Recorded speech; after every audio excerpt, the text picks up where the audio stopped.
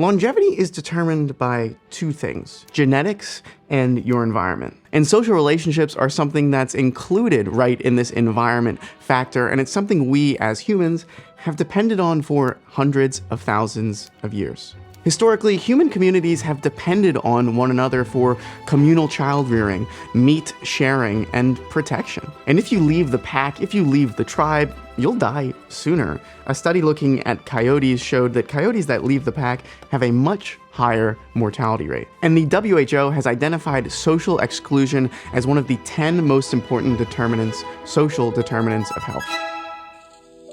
So here's a really scary study result. When you have no social connections or you lack any social connections, when doing a multidimensional analysis, which just means factoring in various things, your mortality risk increases by 91%. That mortality risk is pretty much equal to the mortality risk from smoking, and it's greater than the mortality risk from obesity or complete physical inactivity. And that doesn't sound so good, but what about the opposite? What about having strong social connections? What if a solid community, strong social connections, can fight off diseases, crime, alcoholism, and even suicide? In the late 19th century, hundreds of immigrants from Roseto, Italy, immigrated to the United States. And they established a town in my hometown, Pennsylvania, called Roseto. So imagine taking your entire family, your entire extended family, and maybe some friends, and just all moving to a neighborhood where you all live together. Now, this might not only be fun, but what if it made you live longer? And researchers and physicians across the United States in that 19th century became interested in this town of Roseto, Italy, because people under 55 from that town had no heart disease. And that was a stark contrast to the rest of the United States at that time. And people over 65 in that town, specifically men over 65 in that town, had a rate of heart disease half of the rest of the United States. What was going on here? And when researchers looked at this community, looked at the people in this community, they found that they had no difference in diet and no difference in exercise. The only environmental difference the researchers found between the people, the community of Roseto, Italy, and the rest of America was their social connection, their social ties. And this effect was so strong. Outlier is a pretty popular book. You've probably heard of it.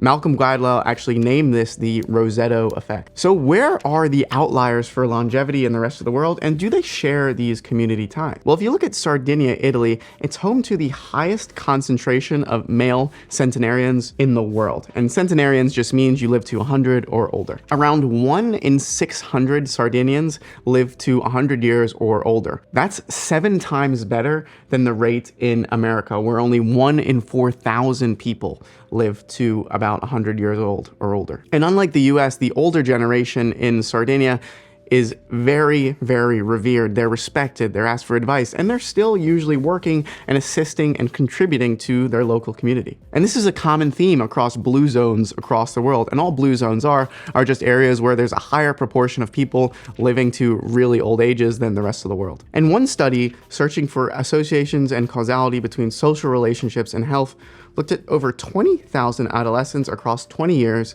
and found that social integration relates to better physiological functioning and lower risks of physical disorders in a dose-response fashion. And remember, dose-response fashion means that as you increase the dose, the response also increases. And they said individuals with a higher degree of social connectedness had a lower predicted value of CRP, which is a marker of inflammation, waist circumference, systolic blood pressure, and body mass index. And the way the researchers did this is they looked at these 20,000 people and basically asked them a question, and this was their social integration score. Questions such as, how many friends do you have? How close do you feel to these friends? How close do you feel with your family? Do you feel supported by your family, and so on? And again, what you can see by the results that they found, and again, this is association, not causation, but they saw a strong association between scoring higher on this score and lifespan. So that's the benefits, that's the good points about having a strong social relationship. Maybe I should move to this Roseto place. But what about the negative? What about if you're really socially isolated? Can this have effects on your health, or is this associated with poor health outcomes? So one of the earliest known records of someone being banished is in 487 BC with Hipparchus from Athens, Greece. And Hipparchus was the son of Charmos. I'm definitely skewering these names. And basically there was a political feud, and it was assumed that this Hipparchus guy was supporting this other tyrant guy, and the government at the time was like, we don't like that tyrant guy, so we don't like you, so guess what? Get out of here. And in ancient Greece at that time, in many communities still today, banishment was considered a punishment worse than death. And today there are still tribes, groups of people that participate in this practice of banishing people that kind of disobey their rules or laws. And modern day examples of these tribal societies are called nomadic forager band societies, or NFBS. And NFBSs are small, nomadic, egalitarian, and most importantly, interdependent societies. And individuals in these communities are expected to be supportive, cooperative, and help each other because they depend on each other to live. And one example of the value placed on community relationships is a description from a member of the Juhwanzi, an NFBS of the African Kalahari.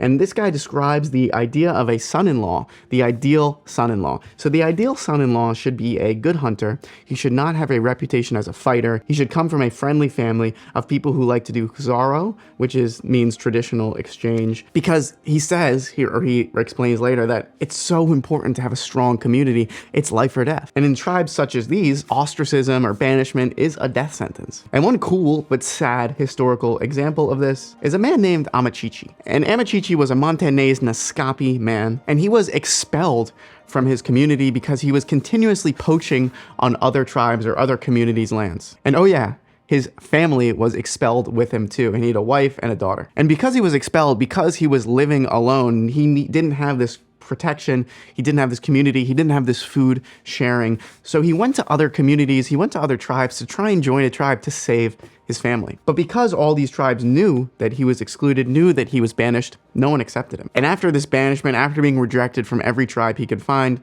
he withdrew into the woods with his family, where they all died of starvation. And not only in these NFBSs, in modern day or more common modern day communities or societies, social exclusion still has detrimental effects. And I just want to read a quote from this paper. Social isolation in adolescents increased the risk of inflammation in humans by the same magnitude as physical inactivity, and social isolation association with hypertension exceeded that of clinical risk factors such as diabetes in people of older age. A lack of support or a high strain relationship can create chronic stress, making individuals more prone to chronic diseases, which reduces these individuals' lifespans. So coming back to this original longitudinal study, which again looked at 20,000 individuals and measured certain various markers in comparison with their social integration score. The most significant result they saw was a high degree or a strong association of elevated CRP levels and a low score, so poor social integration. So if you care about the nerdy numbers, the odds ratio was 1.27 and the probability was 0.05. And this was greater than the degree caused of elevated CRP, or the association of CRP with physical inactivity, which was just odds ratio of 1.21. And an elevated CRP isn't something to be ignored. Again, an elevated CRP is just a marker of general inflammation in the body. For example, elevated CRP levels predicts worse outcomes for people with COPD.